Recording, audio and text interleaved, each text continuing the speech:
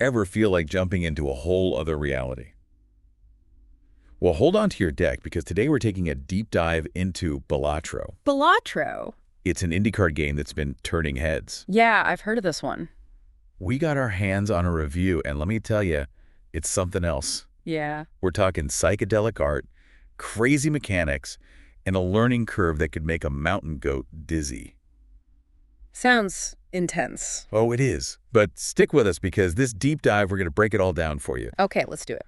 First things first, the art in this game is wild. I was just looking at some screenshots. Think vibrant colors, surreal characters, backgrounds that seem to shift as you're playing. It's like playing a game inside a Salvador Dali painting. Exactly. And it's not just there for show. Right. The art actually reinforces the whole offbeat, unpredictable vibe of the game. I can see that. Makes me think of games like Cosmic Frog, where the art style is so central to the whole experience. Oh yeah, Cosmic Frog, great example. Yeah. Now let's talk gameplay. All right, hit me. This is where Balatro really throws a curveball. Forget everything you know about traditional deck building.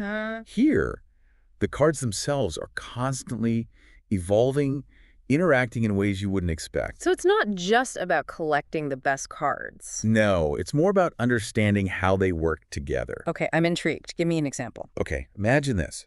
You're in the middle of a run, right? You've got this super powerful card that could basically win you the game right there. Sounds good. But to play it, you have to sacrifice another card. Ah, a catch. A big one.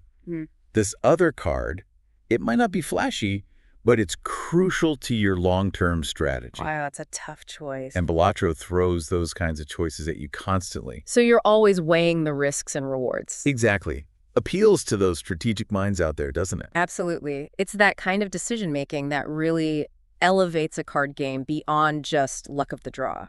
And speaking of keeping things fresh, Balatro uses procedural generation. So each run you play, it's different. Different challenges, different card combinations, it's all randomized. Oh, so it's not like you can just memorize the optimal strategy. Nope, you got to be adaptable. I like that. It keeps things interesting. Yeah, it makes for some really unique and, frankly, unpredictable experiences. The review actually mentioned this one example. Go on.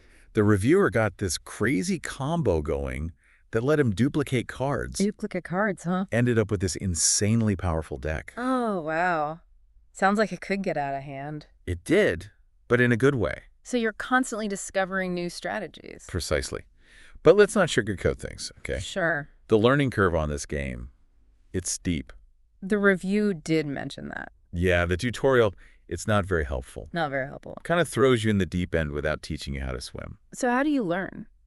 Well, you got to be willing to experiment. Trial and error. A lot of it, yeah. But the review did mention that the community forums are pretty active. Oh, that's good. Lots of helpful advice, strategy guides, Yeah. Things like that. So new players don't have to feel completely lost. Exactly. Now, even when you do know what you're doing, Balatro can be, well, a little slow at times. Slow how? Especially when you're facing a tough challenge and you really need to think through your moves. Ah, so it's not a game you can just blaze through. Not really, no. It's interesting, though, how the pacing of a card game can really affect the whole experience. It does. Some games are all about speed and quick decisions. Yeah. Others, like Balatro, it seems, encourage you to slow down, strategize, really savor each move. And that can be a good thing, depending on what kind of player you are. Right. It's all about personal preference. Now, I'm all for a psychedelic card game, but I do wonder. What's that? Does it actually need to be psychedelic? You mean thematically? Yeah, like, couldn't this same gameplay work with, say, a fantasy theme? That's a good question.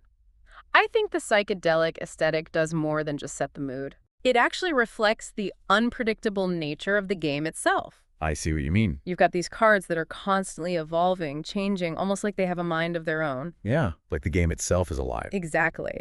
And the soundtrack, with those hypnotic beats, it pulls you into this surreal world. Like Alice down the rabbit hole. Exactly. It wouldn't be the same without that psychedelic touch. You've convinced me on the art. But what about the story? Story. Yeah, from what I gathered from the review, there isn't much of a narrative in Balatro. You're right, there isn't. Balatro is more about mechanics, pure gameplay. So it's not like a story-driven RPG where you're following a character's journey. Not at all. It's more like, think of it like abstract art. Abstract art. Yeah, where the beauty is in the interplay of colors, shapes, the composition itself, not in depicting a specific scene or telling a specific story. That's a good analogy. Yeah. So you're saying the gameplay itself is the story. In a way, yes. And, that's becoming a trend in card games, actually. More and more, we're seeing games that really lean into the mechanics, the strategic depth over narrative. Makes sense. It's a different kind of engagement, right? Exactly. It's about engaging your mind, challenging your ability to think strategically, to adapt to unexpected situations. Okay, so we've got the psychedelic art, the deep strategy, the unpredictable gameplay. But there was one more thing in the review that caught my eye. What was that? The UI. Sounds like it could be a bit of a headache. Ah, yeah, the UI. It is very stylish. Stylish, but maybe a bit much. A little. Lots of swirling colors, small text. Yeah, not the most user-friendly. I agree. Larger text options and a less cluttered layout would make a big difference, especially for players with visual impairments. You're right. Accessibility should be a priority for any game. Absolutely. So, the million-dollar question. Get me. Should you play Balatro? That's the question, isn't it? Well, here's the thing.